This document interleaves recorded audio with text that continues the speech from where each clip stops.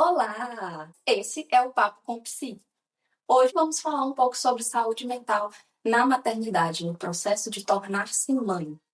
E hoje eu estou recebendo uma convidada muito especial. Essa é a Flávia Roberta, também psicóloga, formou com a gente, estudou com a gente. Então, Flávia, por favor, você pra gente.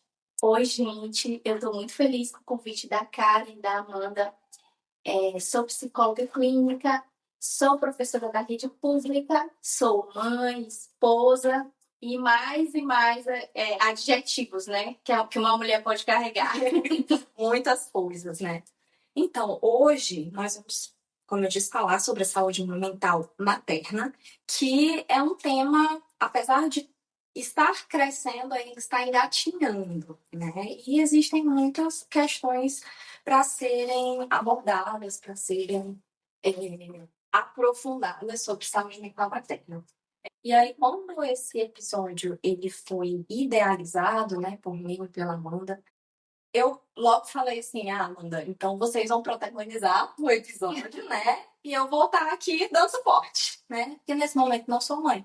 Mas sou uma grande estudiosa da maternidade, né? Estudo muito, porque apesar de não ser mãe ainda, pretendo, né? E espero me preparar e me cuidar para que esse momento seja o melhor possível, sabendo que tem todos os pormenores. Então, quando a gente fala de saúde mental como um todo, a gente sabe que existem muitos fatores que influenciam.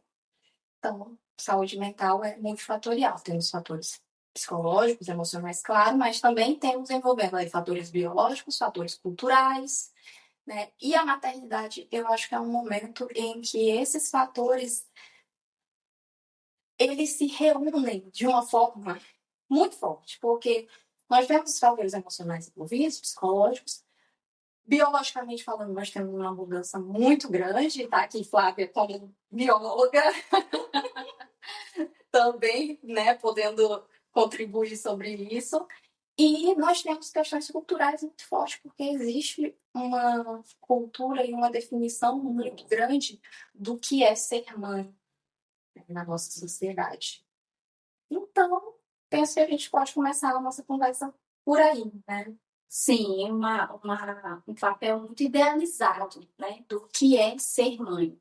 E isso já é um fator que contribui para massacrar a saúde mental das mulheres, porque quando você tem um ser mãe idealizado, tudo que foge a essa idealização, né, se torna culpa, se torna eu não sou uma boa mãe, né? E falar de saúde mental na maternidade é muito delicado, porque todo o sofrimento que acontece durante a gravidez, no pós-parto, principalmente, ele é tido como natural. Então, fica muito difícil, às vezes, para essa mulher se perceber em adoecimento mental, né? Porque tudo não faz parte, é assim mesmo, né? Sem contar que a gente não é imunitada para esse sofrimento do pós-parto que a gente vai ter. Eu acho que pensando nisso foi algo que aconteceu comigo no meu pós-parto, porque, como eu te falei, durante a gravidez, eu tive uma gravidez relativamente tranquila. Em que sentido? Eu achava que eu estava imune a tudo, né? Lia muito, conhecia, então, eu vou tirar de letra. Só que quando veio o bebê, e eu me peguei com todas aquelas transformações acontecendo, e eu fiquei em intenso sofrimento, todo mundo achava muito natural, né? Então, são os hormônios, é só porque ela não tá dormindo, é assim mesmo, né? A frase que eu mais escutava, é assim mesmo. E aí, muitas vezes eu me resguardava de falar sobre alguma coisa que eu tava sentindo, porque, nossa, ela reclama mais que todo mundo, né? Todas as mães estão dando, todas, né? As mães estão dando conta e ela não dá conta, menos ela, né? Ela chora demais. Eu tinha um período que era no relógio marcado. Começava a cair à tarde, eu sentava com a criança no colo e chorava copiosamente, né? Então, assim, mas as pessoas olhavam e meio que, não, aquilo faz parte do cenário, né? Elas olhavam, elas nem me perguntavam mais nada, porque era como se aquela cena fizesse parte do cenário, fosse normal. Normaliza-se o sofrimento da mãe, é assim mesmo. E isso foi algo que fez com que eu tivesse um diagnóstico extremamente tardio de depressão pós-parto. Eu já fui ter um diagnóstico quando o Guilherme já tinha 3 anos. Então foi do nascimento até 3 anos eu num sofrimento intenso, que para onde eu me virava era normal, é assim mesmo, é porque criança dá trabalho mesmo, não é? E isso foi algo que comprometeu demais a minha saúde mental. Porque quando eu cheguei no profissional que realmente percebeu que aquilo não era, né, normal, aquilo não era o esperado, eu já estava num estágio depressivo de moderado para grave. Então foi bem mais difícil o tratamento. Eu fico pensando, olha a culpa da mãe de novo, fico pensando, se eu tivesse sido tratada como deveria antes, eu teria evitado muito sofrimento para o meu filho. Né? Porque uma mãe que está em sofrimento mental, psicológico, ela não é uma boa companhia para essa criança. Né? Sem querer, ela é sim uma mãe tóxica para essa criança. Não porque ela quer, mas porque e nem é de forma consciente também.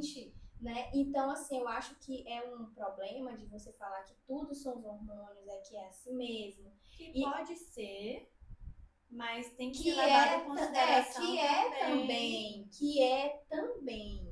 Né? Mas eu acho que o que mais dificulta tudo é a normalização do sofrimento. É dizer, não, você gestou, você pariu e você tem que ficar assim mesmo.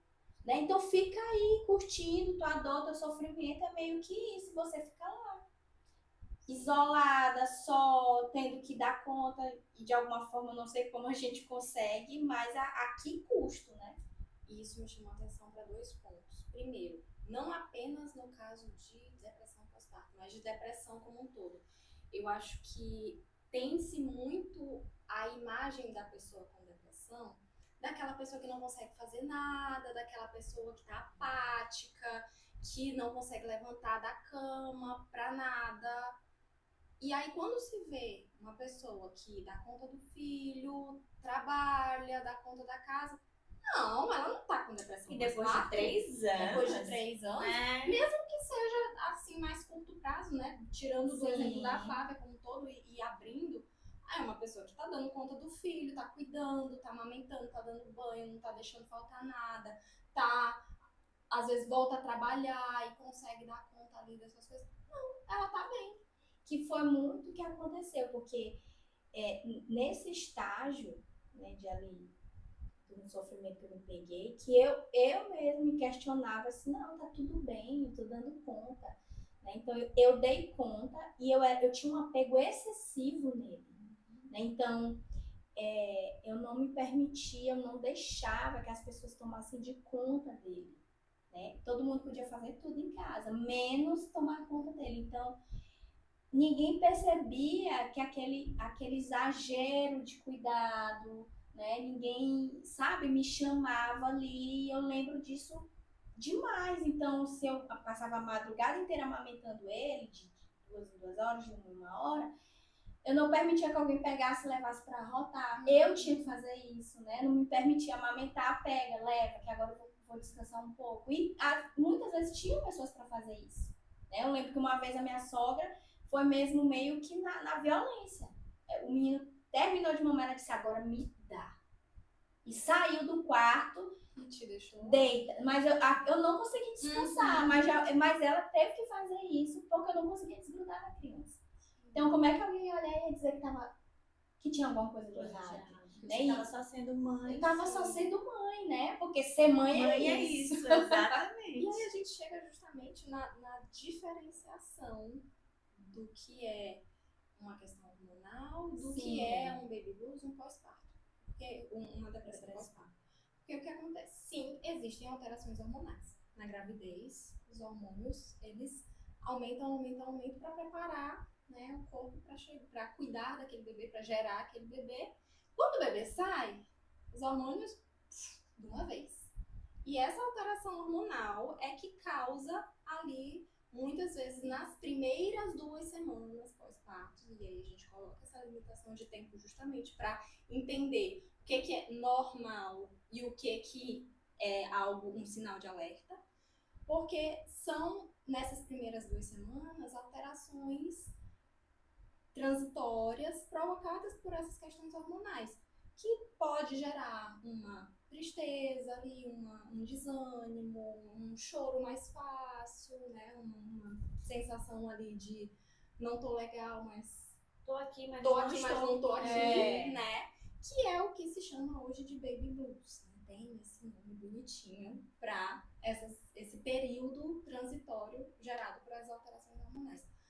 Após essas 2 semanas, se continuam esses sintomas ou se pioram, aí é o momento de, opa, né?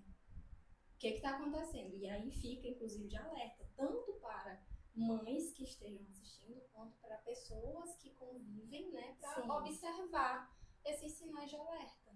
E o que é interessante é que, como a Karen levantou, né, eu não tinha um estereótipo típico de uma pessoa com depressão. Então, eu trabalhava, eu cuidava do meu filho, mas, por exemplo, eu não tinha energia nenhuma para contato social. Eu lembro que eu não atendia meu telefone, eu não olhava meu telefone, eu não falava com ninguém, porque eu sentia a minha energia morrendo se eu tivesse que, sabe, trocar com alguém. A minha troca era só com meu filho. E eu lembro que o pai dele chegava e dizia, cara, pega teu celular. As pessoas estão me mandando mensagem querendo saber de ti, do Guilherme, porque ele passava o dia fora trabalhando, chegava à noite. E eu passava o dia inteiro sem pegar no meu celular. E eu lembro, essa coisa de social, as pessoas me ligavam, não tô em casa, não, sabe? E eu lembro que teve um amigo meu que ele não é pai nem nada, e chega, batia na porta, até que eu resolvi abrir a porta. E eu lembro que eu ri tanto com ele, sabe?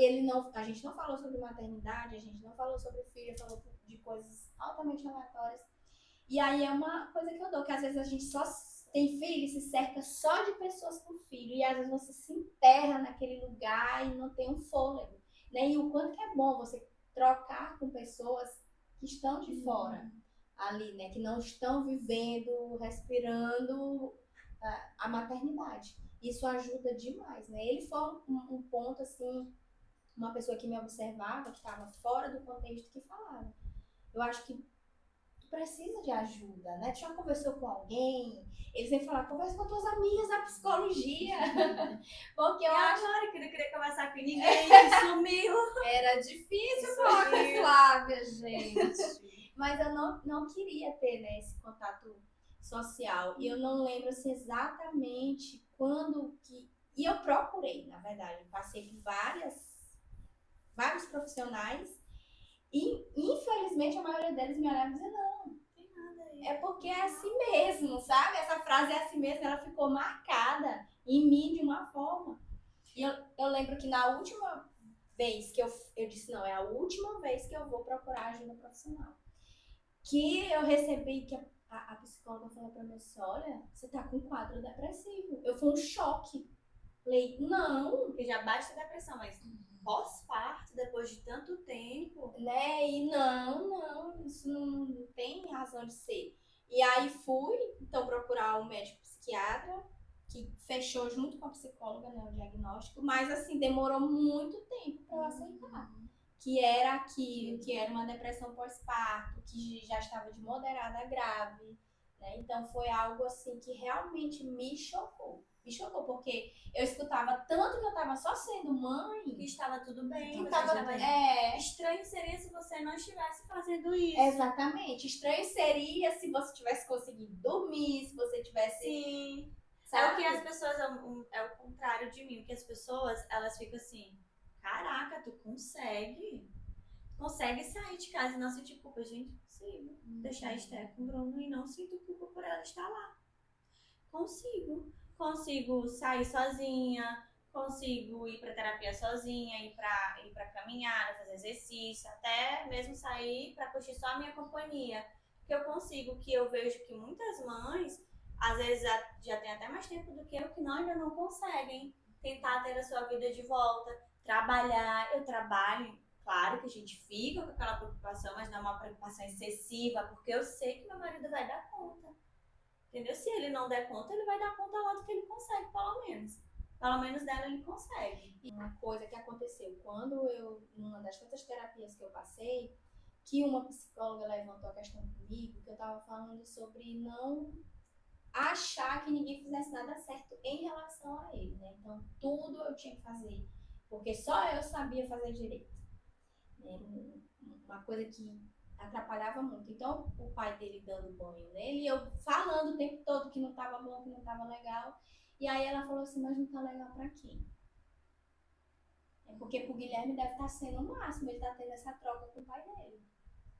E eu fiquei pensativa, né, naquilo ali. O quanto eu não estava também interferindo naquela relação de achar que só eu sabia fazer as coisas da forma correta. E aí ela disse, olha, ele não faz da forma que você faz, mas isso não significa que não esteja correto. Quer dizer, eu estava com a cabeça tão perturbada que eu não conseguia perceber, enxergar. O básico estava sendo feito. Estava sendo feito, né? Para mim só estava certo o que eu fazia. Então, eu me sacrificava fisicamente, né? Porque queria dar conta de tudo, tinha que trabalhar, chegava em casa, queria dar conta de tudo da criança. Então, eu não tinha aquele momento de descanso. Não porque eu não tivesse essa possibilidade, porque eu tinha, mas porque eu achava que se eu estava em casa, tinha que ser eu. Sim. E eu acho que isso chama a atenção, então, para a gente pensar em sinais de alerta. O que pode ser percebido. E quando a gente retira de cena essa ideia de que o maternar é uma coisa natural da mãe, é natural, toda mulher sabe ser mãe. Quando a gente tira isso de cena, eu acho que fica mais fácil da gente perceber esses sinais de alerta. Eu acho que uma forma que facilita esse processo é a gente pensar em extremos. Então, como tu falou, a mãe que se dedica demais para a criança, em excesso para a criança. No outro extremo, nós temos a mãe que não consegue se conectar com o bebê. A mãe que, por um lado, não consegue falar com ninguém. A mãe que consegue falar com todo mundo, menos com o seu bebê. Né? Então, quando a gente pensa nesses extremos, tudo vai facilitando a gente perceber o que é um sinal de alerta para a gente pensar em saúde mental materna. E não apenas saúde mental materna no sentido de evitar uma depressão pós-parto, mas outras questões que envolvem, porque a saúde mental materna vai para além de depressão pós-parto. Exatamente. Não necessariamente você precisa ter um diagnóstico. Eu sempre falo, estar em sofrimento mental já é algo que você precisa dar atenção, você precisa buscar um acompanhamento profissional. Eu acho que uma coisa que merece muita atenção também é durante o período gestacional, porque a gente não tem mesmo a cultura de cuidar da saúde mental, então eu acho que vale levantar aqui de você procurar, né, o acompanhamento psicológico durante a gravidez, porque é muito interessante a gente fazer ali até um trabalho no sentido de perceber se há alguma condição de saúde mental na família. Porque porque se você já tem ali, ou se você já recebeu algum diagnóstico, ou já passou por algum tipo de sofrimento mental, ou tem alguém na família, já é um sinal de alerta, né, para você ficar, porque quando vier o pós-parto, o puerpério, que os hormônios vão oscilar, então vai ser uma janela aberta para que várias coisas possam se agravar. Sim. É super importante isso que tu tá falando, porque quando uma mulher que já é mãe chega pra mim com queixas que ela traz no momento da maternidade dela e tal, eu sempre vou investigar o passado. Por mais que ela esteja agora se cuidando, observando isso, eu sempre quero deixar ela orientada de quando que começou, de quando poderia isso ter sido visto de uma outra forma.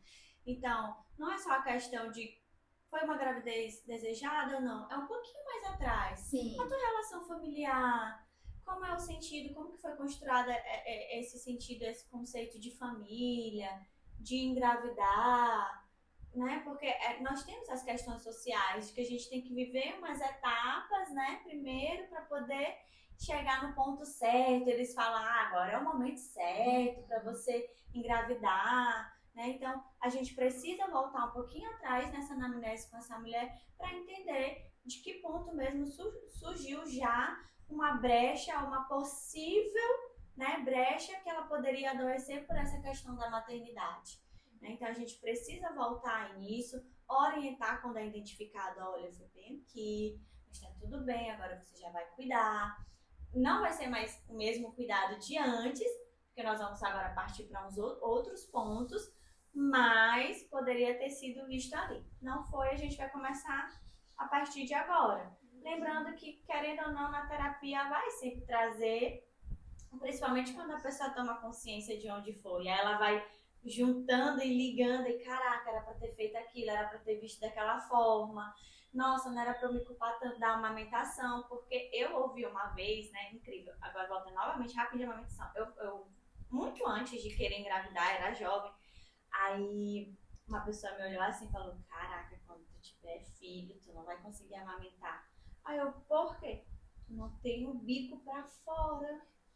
Aí eu, é? Não, tudo bem, passou. Isso eu esqueci. Quando eu engravidei, eu até comentei com o Bruno, eu falei, amor, eu acho que a amamentação pode ser difícil. Mas não levei isso como algo que iria me invalidar como mãe. Eu disse, amor, eu acho que a amamentação vai ser difícil. Por quê? Eu disse, não, porque o meu peito é de carne, que já falaram, o bico, não sei o quê. Aí eu falei assim, mas eu ainda não vou procurar uma consultoria de amamentação. Eu vou deixar a Esté nascer primeiro, vou ver o parto e depois eu vejo se a gente precisa disso. Aí eu comentei com uma amiga minha grávida, ela, cara, tu tem que fazer a consultoria agora. Aí eu falei, amiga, agora não dá. Então primeiro eu vou ver o que vai acontecer. E enquanto que ela pagou a consultoria, não deu certo, ela não conseguiu amamentar. Mesmo com a consultoria. E outra coisa, a profissional não foi uma profissional. Porque ele disse assim, cara, mas tu tem que tentar, tu já vai desistir. Tu tem que tentar mais um pouco. Enquanto que eu não paguei, deixei acontecer, e está pegou ali tranquilamente, sabe? Então eu falei, não vou me apegar a esse conceito, não tá bem longe, não existe porquê, você nem se vai engravidar. E aí quando eu engravidei, que eu lembrei, eu disse, não, calma, deixa eu viver um dia de cada vez, vou experimentar. Isso aqui não me invalida como mãe, eu posso dar suporte para ela em outros sentidos. Se eu não conseguir amamentar, e Bruno vai falar, se você não conseguir amamentar, tá tudo bem. A gente tenta outras possibilidades. Sabe, ele nunca foi assim, não, mas você tem que tentar. Olha, a amamentação é importante. Ele diz, olha, a amamentação é importante, mas tudo bem, a nossa filha, ela vai ter o suporte que precisa, ela tá bem acompanhada pela pediatra. Aí eu acho que relaxa mais. E também, como a gente não teve rede de apoio, foi uma escolha até da gente não ter muitas pessoas da nossa família, justamente para evitar receber muita informação desnecessária. A gente conhece a família que tem, conhece a forma de agir, de pensar. Então, para preservar a nossa saúde mental, o Bruno achou melhor, naquele momento do meu pós-parto, ficar só eu e ele. E foi maravilhoso. Porque conhecendo a família que tem, a gente já sabe onde vai dar certo e onde vai dar errado. Então foi ótimo, foi maravilhoso não ter pessoas ali naquele momento. Tinha de formas bem pontuais, não vou dizer que não tinha. Mas no dia a dia mesmo, a gente preferiu ser só nós dois. E a gente conseguiu dar conta. Claro que não são dias fáceis, é bem exaustivo. E aí é outro ponto que também entra, que dentro da sociedade ainda questiona a gente assim, mas tu tá cuidando só dessa criança, tu tá cansada por quê? Tu tá cansada de quê? A criança é só mamar e dormir, mamar e dormir. E aí entra nesse ponto de quanto que a gente também adoece por conta da sociedade. E é uma construção, a gente não precisa ser mãe para já sofrer por isso. E isso vem lá atrás, é uma construção, é histórica. É dentro das nossas experiências que a gente vai vendo as pessoas sendo mãe. E aí a gente vai construindo aquilo, não posso fazer isso, não pode ser assim. Às vezes até sem perceber, a gente pode até julgar uma outra mãe, invalidando também o sofrimento dela e o pensamento dela com relação a isso. Porque a gente vai vivendo e vai vendo como é que as mães vão dando conta. Eu digo assim, meu Deus do céu, eu com Esté, eu não conseguiria dar conta de 2. Como que mamãe deu conta de 8? Não, mas ela não deu conta. Não Depois dá. Eu vejo ela, cara, ela não deu conta. É por isso que tem algumas coisas que acontecem que a gente vê, mas eu fui por isso, não tinha como dar conta. É por isso que tá assim agora. Então a gente cria muito de coisa de que, nossa, mas ela teve 8 filhos, ela deu conta. Não deu. Não falo por questões das minhas irmãs, mas por questão dela, da saúde dela, né? Hoje poderia estar melhor, em uma fase melhor, mas por questões lá atrás da maternidade, foi impossibilitada disso. Então, quando eu recebo mulheres assim, eu vou trabalhando com elas, a gente trabalha o passado, mas a gente trabalha muito mais o agora e o presente, como ela quer estar, como ela quer viver com relação a isso. Porque os nossos filhos vão crescer. Até porque a culpabilização da mãe já é uma coisa naturalizada pela sociedade, né? A construção social, ela é muito forte, muito pesada. Eu acho que é algo até para vocês, a gente pensar, se realmente quem ainda não tem filho tem que pensar muito bem, se realmente quer ter. Porque não é algo fácil, não é algo natural. A gente, você é mulher, você tem útero, você tem que gestar. O seu corpo vai se transformando. Fala assim, olha, cara, é tão incrível ser mãe, que o teu corpo ele vai se modificando conforme a necessidade do teu filho. Aí eu ficava, é? Mas eu não sinto isso não. Essa é a mãe atípica aqui, ó. Não, mas eu ficava. A mãe fora da curva. Não, tudo bem que a amamentação a gente até consegue entender ali. Mas o meu corpo, caraca, não. Não foi conforme a necessidade de Esté, não. Aqui não. E uma coisa que a Amanda falou e que eu acho importante a gente trazer aqui é sobre rede de apoio, né?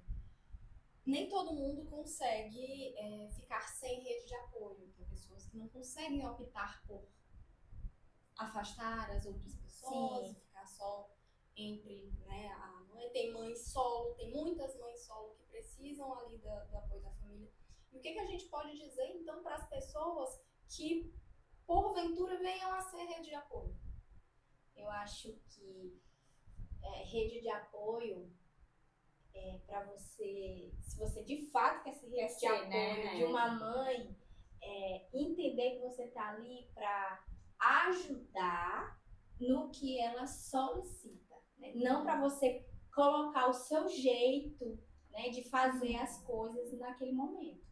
Então, se você está disposto a ajudar a mãe da forma que ela quer e precisa, você é uma rede de apoio. Agora, se você tá ali para impor, né, a sua forma de fazer, para dizer que a sua vizinha fez assim, assim, assado e deu certo, não vá. Ou na sua época você fez isso e deu certo. Né? Porque é uma grande dificuldade que eu tive, foi exatamente essa, de muitas pessoas, né? Então, eu sou uma mulher que eu sou muito objetiva e muito cética para algumas tradições.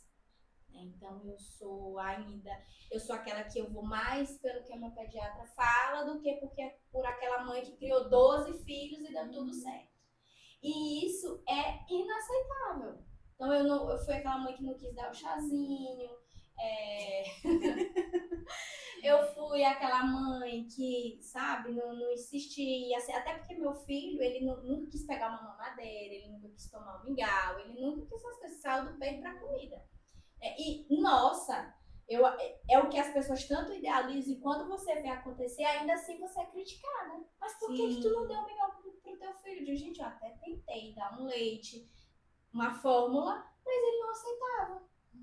Ele não aceitava, nem o leite materno ele aceitava na mamadeira. E aí eu fui criticada porque o meu filho saiu do peito para a comida, direto para a comida. Então, veja, nada que a mãe faz tá bom.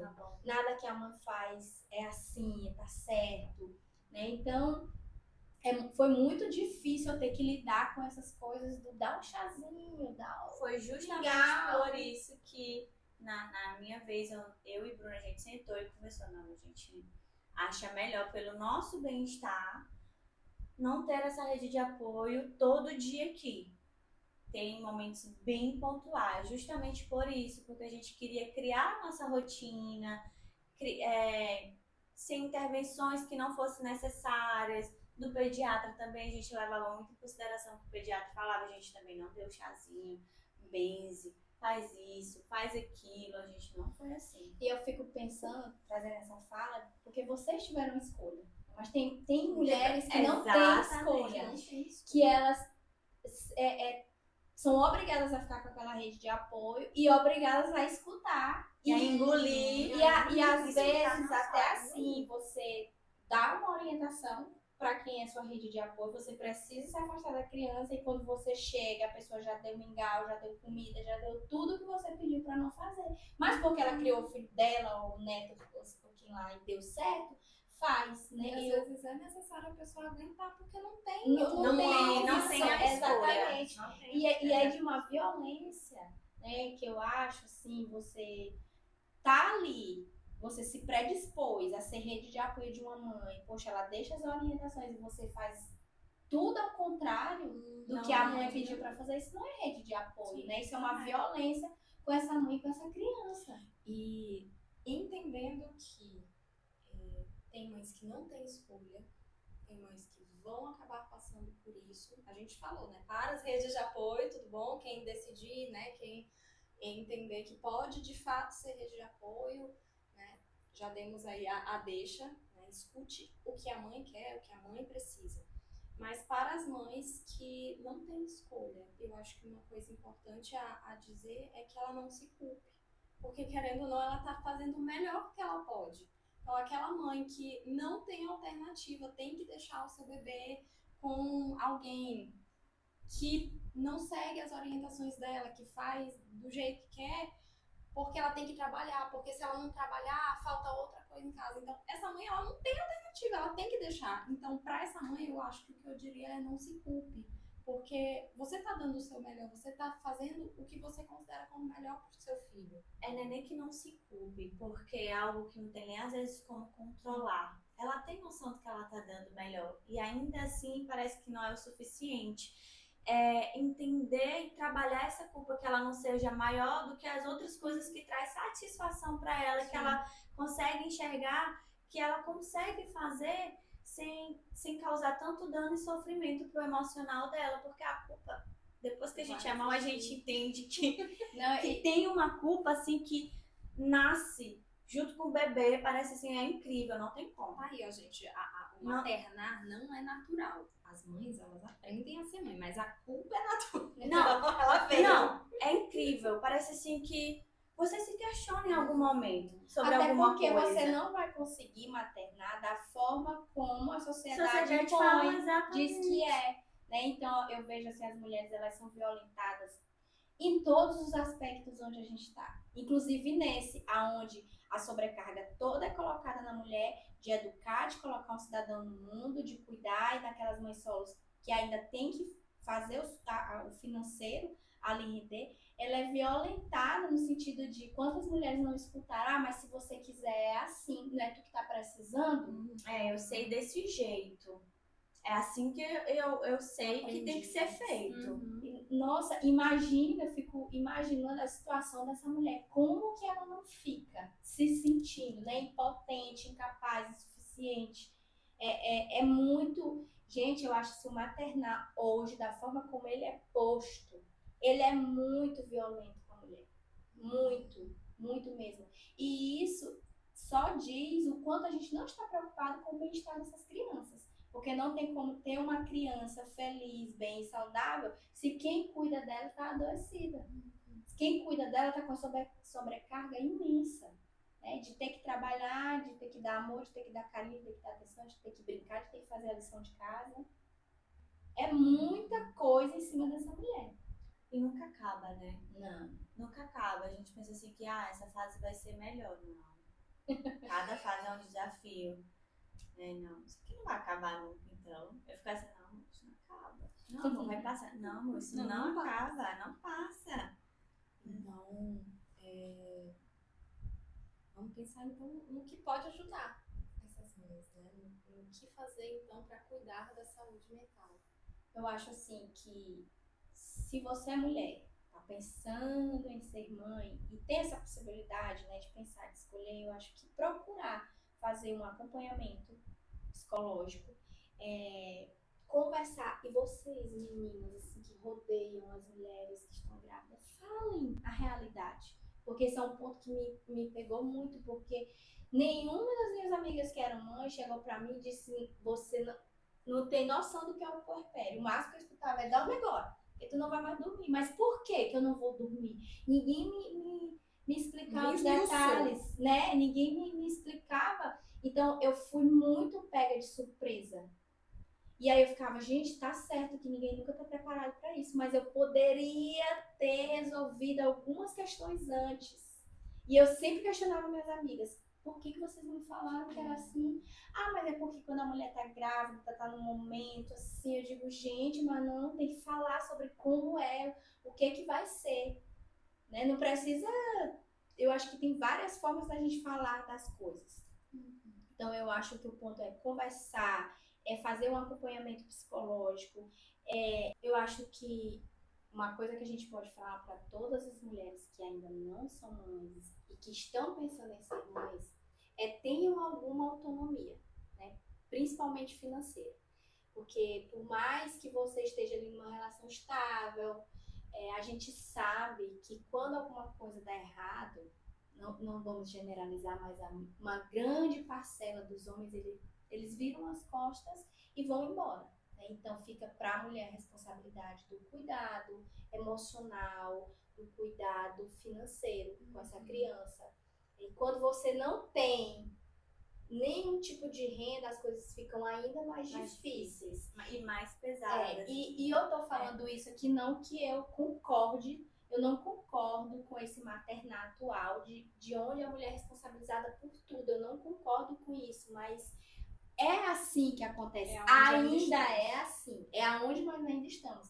E eu acho que um ponto importante é exatamente essa discussão que está acontecendo aqui, é quando a gente fala abertamente, né, sobre essas questões, é que a gente abre para que a gente pense em comportamentos e atitudes e até políticas públicas para mudar hoje a forma como o maternar é colocado para a mulher. Certo? Mas hoje, infelizmente, a gente ainda tem uma maternidade que ela é toda colocada nas costas das mães. Então, tenham esse cuidado, quem tem a possibilidade de fazer um acompanhamento psicológico, né, de ir se cuidando, de conversar com outras mulheres, né, a respeito da maternidade. Em que sentido? Não no sentido de falar das suas experiências, mas tem coisas muito pontuais, como por exemplo o puerpério, que eu não fui informada por nenhuma das minhas amigas como que é esse puerpério. E é uma coisa que eu questionava, eu digo, gente, mas por que ninguém me falou que era assim? E aí elas sempre trazem a alegação de que, mas é porque na gravidez você está num momento muito encantador, muito mágico. Eu digo, mas é o momento que eu tenho para de alguma forma me preparar. Preparar 100% ninguém está. Mas pelo menos para eu entender o que me espera. Para não ser pega tão de surpresa. Porque para mim foi uma grande surpresa. E que de encantador não tem nada.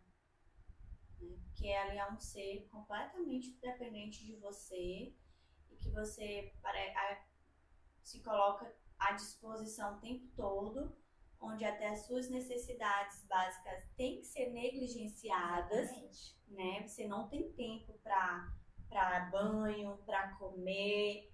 Quantas vezes na hora que eu ia sentando e acordava, já era o horário dela mamar. Então, nesse sentido de cuidado ou também de conscientizar, o que nós estamos fazendo aqui é essas mulheres que querem viver essas experiências terem consciência de qual o papel que elas estão hoje, qual é o ponto de partida da vida delas que elas estão e o que elas podem fazer para o futuro, elas não passarem por questões tão pesadas, né, emocionalmente falando, onde elas podem até se prevenir. Não é fazer o paliativo quando as coisas já estiverem lá no ápice, como aconteceu contigo, mas de prevenção, de cuidado, até mesmo para elas saberem mesmo, não, será mesmo se eu quero ser mãe? Será se eu estou disposta a isso? A me privar por um tempo que eu não sei até quando das minhas necessidades para um ser que vai ser totalmente dependente de mim, independente que eu tenha esse pai ou essa rede de apoio, porque socialmente falando, às vezes a mulher ela tem tudo, e quando ela tem tudo, ela também é julgada. Quando ela tem um pai presente, quando ela tem uma rede de apoio, questiona assim, sim, tu não tá sendo mãe, Por que que tu é mãe e tá terceirizando a tua responsabilidade? Eu já ouvi isso de algumas pessoas, né? Então, elas se conscientizarem também quem eu sou agora, como eu estou, como eu quero estar, qual é a forma que eu quero gestar, em qual momento da minha vida, em qual possibilidade, o que eu posso fazer para que isso aconteça, financeiramente falando, de forma mais leve, porque também tem isso, gastos que tem, fora os imprevistos que acontecem durante o maternar, que a gente não sabe, é tudo quando o bebê nasce. E pensando por esse ponto, a terapia em só não vai só fazer o paliativo ou prevenir, mas cuidar agora, no aqui e agora, que é muito mais importante também. Às vezes a gente pensa tanto no agora, no futuro, e está esquecendo do agora, do que está vivendo, e acaba que não vive uma experiência bacana, legal, de uma forma mais consciente. Porque uma coisa que tu falou muito interessante, que eu acho que a terapia ela é importante nesse pré, né, e na gestação e no pós, porque ela traz a gente para uma realidade, para um equilíbrio, né, entre você vivenciar as coisas boas da maternidade, mas entender que não são só boas, que a gente tem momentos difíceis, muito difíceis, e que a gente não pode simplesmente virar as costas para ele, para dizer para todo mundo que a maternidade é mil maravilhas, que não é. Né? Nem o amor que você sente pelo seu filho não é uma coisa natural, o amor é construção. Então, hoje eu digo, hoje eu gosto muito mais do meu filho do que quando ele nasceu, porque ele era um ser humano estranho para mim. Né? Eu tinha a responsabilidade, como a Amanda falou, de cuidar dele, por quanto tempo eu não sei, ele vai ser dependente de mim, tem essa responsabilidade, mas hoje a gente já conseguiu estabelecer um vínculo melhor. Hoje eu gosto muito mais dele do que no passado, um amor mais tranquilo, mais suave, né, mais saudável. E entender, gente, que ser mãe, eu odeio essa frase, ser mãe é padecer no paraíso, não é padecer mesmo no inferno, no sentido de que é difícil, né? Não é o paraíso e você vai ficar, não, é difícil. É muito difícil para você curtir o que é bom, curtir os momentos alegres, e você precisa olhar, encarar de frente toda essa dificuldade, não só emocional, mas social principalmente, financeira, sabe? Saber que a carga é toda sua, né? Porque o pai, quando ele cansar, se ele virar as costas e for dar uma volta, ninguém vai julgar ele. Ninguém, todo mundo vai dizer, nossa, mas ele tá cansado. Agora, se a mãe cansar, virar as costas e for dar uma volta, meu Deus, que mãe é essa? Né? Que não tá dando conta de cuidar dessa criança. E o cuidado psicológico que a gente faz previne a gente ou ajuda a equilibrar até mesmo os comportamentos e os pensamentos que a gente tem diante desses comentários sociais, né? Porque uma mulher que ela não tem esse cuidado com ela, de filtrar o que as pessoas estão falando a respeito dela, a maternidade fica muito mais sensível, né? Muito mais. Então, uma mãe que não teve esse cuidado, essa visão de olhar para si, quando escuta isso, ou quando ela sai de seguro do bebê, que eu vou sair? E ela escuta, fala, como assim tu vai sair e vai deixar com ele? Então, ter esse cuidado é muito, cara, é incrível, é muito importante, não tem nem palavra para isso. E a pessoa que tem esse cuidado, que tem essa visão de que não se importa com o comentário dos outros, por mais que seja a pessoa que você mais ama, sua mãe, seu pai, sei lá, que às vezes esse comentário vem da pessoa que a gente mais ama na nossa casa. Né? Então, você não se importa. Passa batido, sabe? Isso não te afeta. Agora, quando a pessoa se afeta, aí mesmo que piora a saúde mental da mulher. E é importante conhecer tudo isso. Como a Flávia falou, saber de fato o que vai acontecer no puerpério, por mais que seja difícil, porque como é que você vai traçar estratégias para lidar com uma coisa que você não sabe o que é? Então, eu não quero saber disso, né? Eu, enquanto uma pessoa que ainda não tem filho e que penso em ter, eu não quero saber de todas essas dificuldades só para saber e sofrer aqui, porque eu vou passar por isso, eu vou passar por esse sofrimento. Não, é para eu me preparar para poder lidar com isso de uma forma mais leve e justamente não sofrer tanto quanto quem não se preparou. Não normalizar, não acontecer alguma coisa, e tu ficar pensando assim, não, mas eu sou a mãe, eu tenho que passar por isso, eu sou a mãe, eu não tenho O que que é que eu passar vou por fazer? isso. Eu tenho que fazer isso, então se eu tô sentindo isso, eu tenho que buscar por isso. É saber exatamente o que fazer para lidar com esse sofrimento. que Por talvez exemplo, você assim, tenha. Karen, se tu ouvir a tua mãe falando assim, minha filha, tu vai pra onde? É tu que tem que cuidar do teu filho. É tu pensar desde agora, ops, isso tá certo? Como é que eu posso fazer com que isso não me atinja? Não atinja também a nossa relação, não afete a relação minha e da minha mãe. É aprender formas mais E efetivas pensar- de equilibrar milhares de exatamente. pratos. Gente, eu acho que não se cuida de uma criança sozinha, né? Hoje a gente vive num negócio de que a mãe tem que cuidar dessa criança. Não, exige-se toda uma comunidade para se cuidar de uma criança. Porque não é humano o desgaste que uma mulher tem hoje para cuidar de uma criança sozinha. A gente precisa de uma comunidade inteira. Infelizmente ainda não temos essa consciência coletiva. Mas quanto mais a gente falar sobre isso, que é uma comunidade que cuida de uma criança, não uma mulher sozinha, porque é um sofrimento que nem é humano, né? Eu falo que, gente, não tem como ser humano o que uma mulher passa para cuidar de uma criança. Não me estranha ver tantas mulheres adoecidas mentalmente depois que são mães. Hoje elas falam, porque é fraca, porque no meu tempo não tinha isso. Então, esse foi o nosso papo de hoje sobre saúde mental materna. Eu espero que a gente tenha conseguido esclarecer muitas coisas e colocar luz em muitas informações que são ocultas para muitas mulheres. E eu agradeço muitíssimo a Flávia por estar aqui hoje. Eu que agradeço. Não foi falado sobre tudo como a gente pode ainda falar em outros podcasts, mas acredito que o que foi falado já vai ser de grande relevância para quem está passando por essa fase, ou pode se identificar em querer passar, enfim. Né? E espero que a gente tenha outras oportunidades. Vamos mais ter que sim. convidada. E é isso, muito obrigada a todos e a gente se vê no próximo episódio. Próximo mês. Tchau, tchau. Tchau.